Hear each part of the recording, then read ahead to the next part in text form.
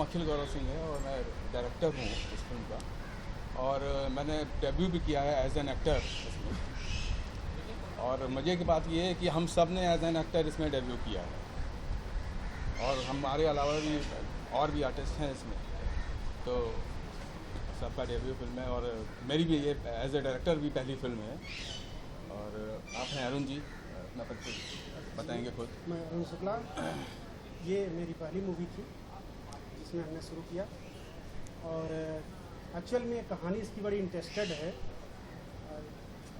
Authentic भी है। Report इसकी जो यूएन से थी पॉवर्टी के लिए, उस पर थी। और ये बहुत बड़ी जनसंख्या हमारी जो गरीबी को झेल रही है, एक्सट्रीम पॉवर्टी झेल रही है, उसको लेकर के ये स्टोरी सामने आई, जिसको लेकर के हमारे डायरेक्टर साहब, प्रोड्यूसर साहब ने इस कहानी को बनाया है, हमें मौका दिया इसमें काम करने का। हम इन सब के लिए थैंकफुल हैं। हाय, मेरा नाम बबली है और इसमें मैं लीड कैरेक्टर एज अ हल्दी प्ले कर रही हूँ। और एज यूजुअल सबकी तरह मेरा भी ये फर्स्ट कॉन्ट्रैक्ट था। और Haldi like all the movie, the entire movie is all about kisan and their struggle, their life. पर मेरा जो कैरेक्टर है वो एक लव स्टोरी की तरफ आप लोगों को खींचता है। तो लव स्टोरी लाइक जो हल्दी का कैरेक्टर है वो गोबर से प्यार तो करती है, लेकिन थ्रू आउट द मूवी वो बताती नहीं है। सो क्लाइमेक्स में आप लोगों को पता लगेगा कि किसी से अपने दिल की बात ना कहना और अपनी फीलिंग्स को दबा कर रखना, लास्ट में वो कितना बड़ा रिग्रेट होता है, वो हल्दिया कैरेक्टर आप लोगों को दर्शाता है। बाकी मूवी का कॉन्सेप्ट ही अपने आप में बहुत बड़ा है, क्योंकि वी ऑल अबाउट फूड। अगर हम खाएंगे नहीं तो आई थिंक सर्वाइव ही नहीं कर पाएंगे। सो अनाज के ऊपर ही पूरा संसार है, और जो अनाज को उगाता है वो किसान है। और हमारी मूवी भी पूरी की तरह से किसानों के ऊपर आधारित है, उनकी लाइफ, उनका struggle. So that's it, please sir. मैं Sujeet Pratap Singh as a film producer. Then इस फिल्म का एक important character Vikas Babu play कर रहा हूँ और मोस्ट ऑनली सबको पसंद आएगा। ये फिल्म क्या है, ये फिल्म देखने के बाद समझ में आएगी। किसान जवान, हमारे देश के दो स्तंभ है, एक किसान दूसरा जवान। तो इस पे ही पूरी फिल्म इर्द गिर्द घूम रही है। ठीक क्या है ये थिएटर में पता चलेगा आपको। Thank you. एक इम्पॉर्टेंट बात और मैं बताना चाहूँगा, ये कोई रीमेक नहीं है और ये बाकी फिल्मों से काफ़ी अलग है। जैसे भी मसाला फिल्में होती हैं और लव स्टोरीज़ होती हैं, और क्लाइमैक्स में तो एक अजीब ऐसा क्लाइमैक्स है कि कोई अंदाज़ा भी नहीं लगा सकता है। और सबसे इम्पोर्टेंट वही है कि बिल्कुल ओरिजिनल कहानी है। इसको फिल्म को देखने के बाद ये फिल्म लगती ही नहीं है, हकीकत लगती है। एक एक किरदार इसमें बिल्कुल हकीकत लगता है, कहीं से कोई एक्टर लगता ही नहीं। तो ये इम्पोर्टेंट बात मुझे बतानी थी। शुक्रिया। एक चीज़ बताना भूल गए थे, हमारे एक डायरेक्टर नहीं आए हैं, दो डायरेक्टर हैं हम लोग। तो वो किसी वजह से आ नहीं पाए, दूसरे प्रोजेक्ट वगैरह में लगे हुए थे। तो ये सारे फेस्टिवल उन्होंने ही भेजे हुए थे आने के लिए। तो वर्जीनिया से जो सबसे इम्पोर्टेंट है कि बेस्ट पिक्चर और बेस्ट डायरेक्टर का अवार्ड भी, फेस्टिवल का नाम मुझे याद नहीं आ रहा है, लेकिन वो क्या था, तो वहाँ से मिला है। और बाकी और भी हैं, या दादा साहब फाल्के इंटरनेशनल नॉमिनेशन भी उसमें हुआ था मुंबई में जो। तो वैसे कोरोना की वजह से भी काफ़ी डिले हो गया है इसमें, हम लोग कई फेस्टिवल नहीं भेज पाए और रिलीज डेट आ गई है। तो अब आगे देखते हैं क्या हो सकता है। छोड़ दो ये जो कॉन्सेप्ट है, अब छोड़। कितना यूनिक है, वो कितना इम्पोर्टेंट है। एक्चुअली किसानों की दृष्टि से भी देखें और हम सब अपने दृष्टि से भी देखें तो इसमें बहुत इंपॉर्टेंट चीज़ है कि भारत हमारा खोता जा रहा है। जो हमारी संस्कृति थी, जो सभ्यता थी, और सब चीज़ का व्यापारीकरण हो रहा है। तो हम अपनी वास्तव में संस्कृति को भूल चुके हैं, और जो वास्तव में भारत हमारा है वो गांव में ही बचा है, शहरों में तो ख़त्म हो चुका है। तो ये इसलिए हम लोगों ने। सर, मेरा सवाल आपसे है, बहुत बुनियादी मुद्दा उठाया, जमाखोरी का है, अनाज की जमाखोरी का मुद्दा उठा रहे हैं। किस प्रकार से तैयारी की थी गांव में जाके, किस प्रकार से आपने इसकी तैयारी? बेसिक क्या है कि मैं एक किसान परिवार का बेटा हूँ। मैं खुद भी एक किसान परिवार का ही बेटा हूँ, और ये सारी चीज़ें हमने धरातल पे देखी है कि किस तरीके से जो साहूकार या जो बड़े लोग हैं, किसान उगाता तो ज़रूर है, किसान उगाता ज़रूर है, लेकिन उसके पास एक एबिलिटी नहीं होती कि वो अपने सामान को रख सके। रखता तो उसको अच्छी कीमत मिलती जो उसके परिवार के काम आ सकते हैं। अन्य कई सारे ऐसे समस्याएं हैं किसानों को लेके, जो अगर हमारी सरकार ठीक या हम खुद भी अगर थोड़ा सा सपोर्ट करें तो किसान एक अच्छी ज़िंदगी जी सकता है, जिसके भरोसे हम नहीं पूरा विश्व टिका हुआ है। आप कह रहे हैं कि गोडाउन होना चाहिए, लेकिन जो रिसेंटली गवर्नमेंट के साथ कई सारे फार्मर्स ने जो प्रोटेस्ट किए थे, उन्होंने कहा था कि गोडाउन बनेगा ज़्यादा तो किसानों को ही नुकसान होगा, तो इस पर आप कैसे देखें? हाँ, उसको मैं ऐसे देखना चाह रहा हूँ, जो हमने गोडाउन प्रस्तुत किया है वो फिल्म जब आप देखेंगे तो आपको समझ में आएगा कि ये गोडाउन किस तरीके की होने चाहिए। क्योंकि जो किसान भाई हमारे प्रोटेस्ट किए, हम उनको एप्रिशिएट करते हैं, लेकिन तरीके अलग अलग हैं सबके समझने का। हमने इसमें जो समस्या का समाधान इस फिल्म के अंदर दिया है, हमें लगता है अगर ऐसा कुछ हो तो और ज़्यादा आसानी से और सारे लोगों को, सारे किसान भाइयों को और ज़्यादा फायदा हो सकता है। किसानों की आत्महत्या एक बहुत बड़ा मुद्दा है देश में। इसे कई सालों के बावजूद कहीं ना कहीं हमें लगता है सॉल्व कभी होता नहीं। किसानों के लोन माफ कर दिए जाते, बहुत सारे इश्यूज होते हैं, तो इस मुद्दे को कितना मतलब बताती है? हाँ, ये फिल्म किसानों की वो दर्द को बयां करती है जो अक्सर किसान आत्महत्या कर लेते हैं। उसके पीछे कौन कौन से रीजन हैं, अगर हम उसको दूर कर दें तो किसानों की आत्महत्या करने जैसी प्रवृत्ति अपने आप इस हिंदुस्तान से ख़त्म हो जाए। तो आप कहीं ना कहीं सॉल्यूशन दे रहे हैं किसानों के मुद्दों को लेकर अपनी फिल्म के माध्यम से? हाँ, मैं इसमें किसानों के मुद्दों को उठाने के साथ साथ उसके सॉल्यूशन भी इस पिक्चर के अंदर हमने प्रस्तुत किया है कि अगर ऐसा हो तो ऐसा हो सकता है। कहाँ शूट हुई ये फिल्म, थोड़ा अगर आप बताएं। हाँ, ये फिल्म मैं आपको ये बता सकता हूँ, ये फिल्म इलाहाबाद के इर्द गिर्द, यूपी के अंदर इलाहाबाद के इर्द गिर्द कई जगहों पे हुई है। फिर एक बनारस के आगे गाजीपुर एक शहर पड़ता है, वहाँ कुछ हुई है। कुछ अंश इसके चेन्नई में भी शूट हुए हैं। ठीक है, तो ये टोटल हुआ है। कोई किसानों को मुद्दे को लेकर जो किसान आपने दिखाया है, गोबर नाम रखा है, तो ये क्या था? मतलब गोबर ही नाम क्यों रखा आपने, मतलब क्या कारण? ऐसा है कि देखिए, इस फिल्म के जितने किरदार हैं, सिर्फ आप गोबर पे फोकस हो रहे हैं, मैं ये बताना चाह रहा हूँ इस फिल्म के जितने भी किरदार हैं लगभग गंवई पटकथा पे, गांव में लगभग इस तरीके के जो जैसा रिएक्ट करता है उसका नाम उसी टाइप का गांव के लोग रख देते हैं। ठीक, तो ये उसके हिसाब से ही सारे नाम हैं।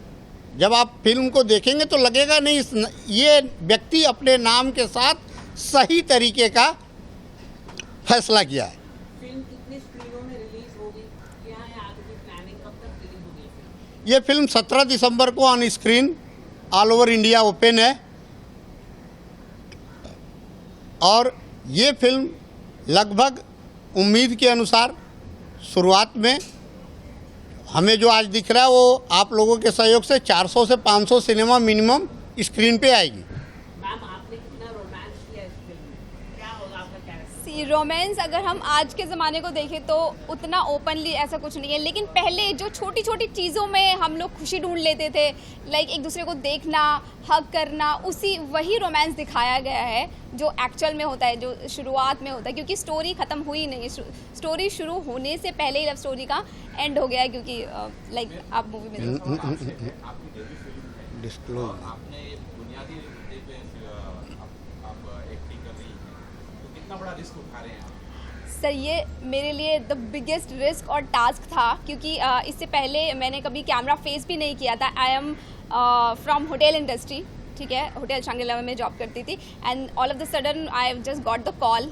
सो क्योंकि मैं अनाज से ऑलरेडी रिलेटेड हुआ, I am serving the guest, तो वहाँ पर जो मेरा कैरेक्टर था हल्दी, लाइक किसी ने मुझे देखा नहीं था कि कैसा एक्ट करूँगी। So everybody was very nervous, even me, कि मैं कैसा प्ले करूँगी। उसके बाद जब when I shot the first scene, like मेरे डायरेक्टर जो थे अखिल सर और अक्सर इलाहाबादी, जो कि अभी नहीं है यहाँ पर हमारे साथ, तो उनकी आंखों में लिटरली पानी आ गया था कि they said the first word ही सेड कि हमें हमारी हल्दी मिल गई है. So I was also very happy doing this role. Sir film की एक तो बोलते हैं ना, एक डायरेक्टर का बहुत इंपॉर्टेंट रोल होता है, स्पेशली इस तरह की फिल्म अगर बना रहे, स्टोरी मजबूत होनी चाहिए. तो एज ए डायरेक्टर आपको ये स्टोरी कितनी कंक्रीट लगी और किस तरह से इसको प्रेजेंट करो, कितना बेहतर तरह से फिल्म बन पाई, क्या लगता है? नहीं, बहुत ही अच्छी बनाई गई है. डायरेक्टर हमारे हर छोटी छोटी बातों को बहुत गहराई से लिए हैं और हर पॉइंट को उन्होंने मतलब ग्रामीण परिवेश में कैसी स्थितियाँ हो सकती हैं उसको देखते हुए उठाया है. हर कैरेक्टर को ऐसा जीने को उन्होंने जो है मजबूर किया. ऐसा सीन आएगा देखने, मुझे लगता है हर व्यक्ति उसको अप्रिशिएट करेगा. सर लास्टली सर आपसे जैसे क्या ये फिल्म क्या OTT पर भी रिलीज मिल जाएगी बाद में, रिलीज होने के बाद 15 तारीख के बाद, जो क्या है आपकी क्या प्लानिंग, तो OTT से काफी रीच आउट जाएगी, क्या देना चाहेंगे? इसका तो शायद हमारे प्रोड्यूसर साहब ज़्यादा सही जवाब दे सकते हैं. तो सर आप.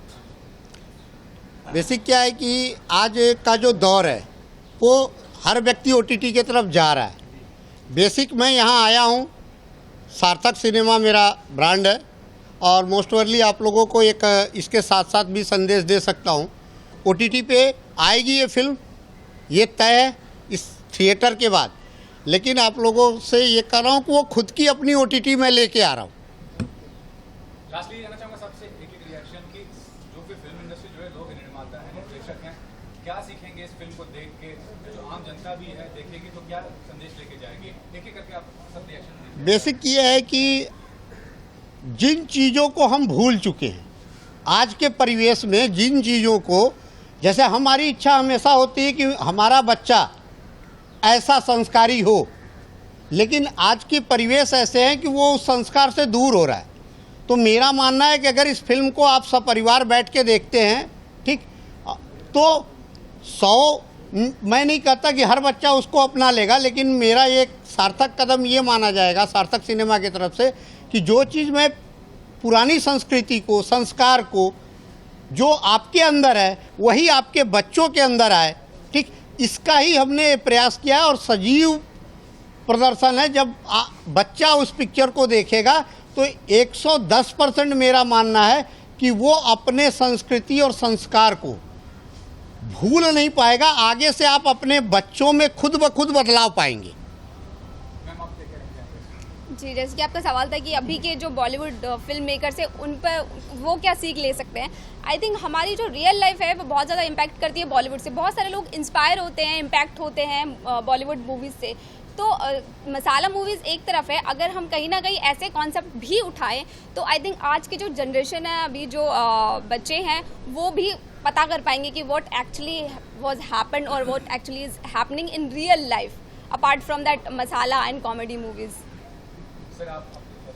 जैसा कि बबली ने बोला, ठीक वैसा ही मेरा भी सोचना है इस बारे में. और क्योंकि कॉन्सेप्ट ही मैंने इसको डेवलप किया था अक्षर जी के साथ मिलके, तो इसमें प्रॉब्लम का सल्यूशन तो है ही, उसके साथ इसमें जो लोगों के इमोशंस हैं, एक दूसरे के साथ जैसा प्यार होना चाहिए. और अगर इंसान गरीब है तो उसको बहुत ज़्यादा प्यार की ज़रूरत होती है. जैसे कि आपने एक क्वेश्चन उठाया था कि आत्महत्या, तो अगर वो बंदा खुश रहेगा तो शायद वो आत्महत्या जैसा कदम नहीं उठाएगा. तो हमने इसको भी इसमें दिखाने की कोशिश करी है कि एक बंदा कैसे खुश रह सकता है. और बाकी अरुण जी. बिल्कुल सर, सहमत हम. भारत सरकार का कल्चरल डिपार्टमेंट जो है वो काफ़ी कुछ खर्च कर रहा है भारत के ये ट्रेडिशनल कल्चर और इसके बचाने की कोशिश में. तो अगर इस तरीके की बॉलीवुड बना रही है मूवी तो ये अच्छी बात है. क्या आप लोग प्रमोट करने के लिए बिग बॉस के घर जाएंगे सर? ये फिल्म बिग बॉस के अंदर तो नहीं जा रही है. प्रमोट करने के लिए ये सिर्फ लोगों के पास जा रही है, बिग बॉस पे नहीं जा रही है. और ये फिल्म की एक जो सबसे बेहतर पार्ट था, क्योंकि बिग बॉस के अंदर सर जो है वो हम नहीं जा रहे हैं. ठीक. ओके, एक आखिरी सवाल मैं पूछना चाहूँगा. जैसे कि फिल्म को ज़्यादा से ज़्यादा लोग देखें तो टैक्स फ्री होना चाहिए, तो आपको क्या गवर्नमेंट से कुछ अपील करना चाहिए भारत सरकार के लिए? टैक्स फ्री हो तो ज़्यादा लोग से ज़्यादा लोगों तक. सर देखिए, ये टैक्स फ्री होना चाहिए, इसमें कोई दो राय नहीं है, क्योंकि इस तरीके के पिक्चर ले आने का हौसला आज के समय में कोई भी नहीं कर रहा है। तो अगर इस तरीके की पिक्चर आती है तो सरकार कोई भी हो उसको आगे बढ़ के इनको प्रोत्साहन देना चाहिए, ऐसा हमारा मानना है। और एक जो सबसे बड़ी चीज़ छूट रही है इस मूवी के साथ, वो हम आप लोगों से भी निवेदन करेंगे, ये फिल्म सिर्फ किसानों पे नहीं है, ये फिल्म सिर्फ किसानों पे नहीं है, देश के जवानों पे भी है। और अभी अभी हमारे देश ने एक ऐसा जवान खोया है, ऐसी अपूर्णीय क्षति हुई है जिसका कोई जवाब नहीं है। तो हम ये फिल्म, क्योंकि जवानों पे भी आधारित है, तो हम ये फिल्म अपने देश के उस व्यक्तित्व को भी समर्पित कर रहे हैं जिसको अभी कुछ दिन पहले ही हम लोगों ने खोया है, यानी सीडीएस जनरल बिपिन रावत जी को भी है ये फिल्म हम समर्पित कर रहे हैं। पता चला है कि आप लोग डोनेट भी करने वाले हैं, इसके जो 25% ऐसा है। अब आपने अभी ये मैं थोड़ी देर बाद ही कहने वाला था, लेकिन अगर आपने ये शब्द पूछ लिया, ये प्रश्न पूछ लिया है, तो हमने ये फैसला किया है कि इस फिल्म की नेट प्रॉफिट का 25% हम अपने देश के 3 स्तंभों को भारत सरकार के फंड में देंगे। पहला स्तंभ हम अपने देश के किसानों को, दूसरा स्तंभ अपने देश के जवानों को, और जो तीसरा स्तंभ वो दर्द हमने देखी है। हमारे पत्रकार बंधु इस महामारी में, कोरोना पीरियड में बहुत से अपने भाइयों को खोए हैं, तो इसका एक इनकम, एक हिस्सा हम सरकार को इस तरीके से डोनेट करेंगे कि उन पत्रकार बंधुओं के परिवारों की हित के लिए जो आप कर सकते हैं वो करें। ये फिल्म अपने हिस्से की नेट प्रॉफिट का ये निकाल के दे रही है। किसानों का मोर्चा का इसमें कुछ दिखाया गया है, जो मोर्चे भी 2 दिन पहले खत्म हुआ है, वापिस आ रहे हैं, 2-1.5 साल से लगा हुआ था, उसके बारे में कुछ दिखाया गया है? नहीं, क्योंकि ये पिक्चर हमारी इस मोर्चा बनने और आने से पहले की ही शूट हो चुकी है। Thank you so much.